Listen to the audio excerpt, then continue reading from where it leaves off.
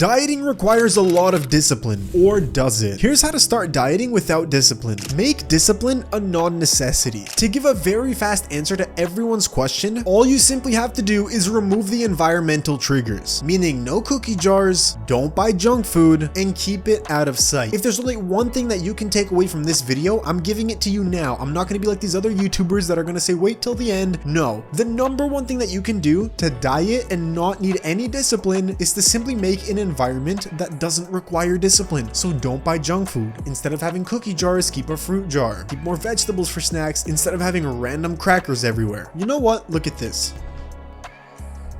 Here's a box of knockoff Oreos. Who the hell eats Neo? Let's say I spend the next few hours recording and I keep this candy right beside me on the table. Am I more or less likely to eat it? Let's think long and hard about this, right? Use all of our brain power. It's super easy for me to reach. As soon as I get distracted, I can just go and reach for a Neo. The effort required for me to cheat on my diet is so small, and over some time I will likely cave. And so we essentially do this every single day to a smaller extent, but many more times. So every single time that you have a cookie jar out, or you have any type of junk food laying out or in the fridge, anytime you open the fridge and you can see it, every time you have a snack cabinet, you are doing the exact same thing. Maybe not to such a high degree, but since you see the junk food much more often, it's probably even worse than just keeping this snack right beside me as I work. And so you can imagine that maybe after 1, 2, 3 hours of working, I'm probably gonna lay back, relax, feel accomplished, and then my brain is gonna tell me, oh man, you deserve a treat. You did so much hard work, take the edge off. Have a knockoff Oreo. Come on, you deserve it. And so this is how we end up eating more calories than we ever planned to. So if we make our environment craving free, we don't have to use discipline. But on the other hand, we shouldn't be afraid of using discipline and building it as a skill, because discipline is something that we can improve over time. So let's go over how to build diet discipline. Think of it like this. Every single time that you want to cave in, every time that you get an impulse to cheat on your diet, or those moments where your brain will convince you that actually cheating on your diet today is productive, because if I have a cheat day now, actually throughout the week, I'm gonna eat less junk food because of diet fatigue, so it's actually important that I cheat on my diet today. Have you ever had your brain telling you these things? Yeah, I mean, you can convince yourself into a lot of weird situations.